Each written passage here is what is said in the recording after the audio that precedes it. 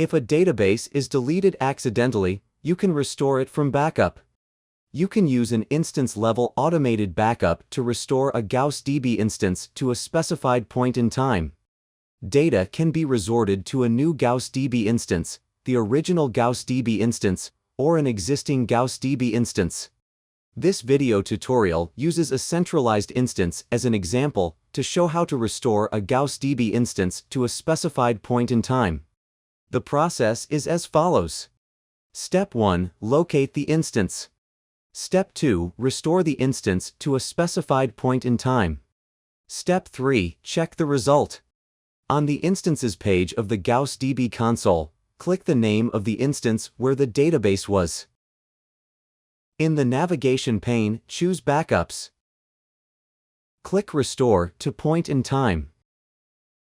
Set restoration method to restore to existing. Select the confirmation checkbox, select an existing instance, and click Next. Confirm the backup task information and click OK. On the Instances page, when the instance status changes from restoring to available, the restoration is complete.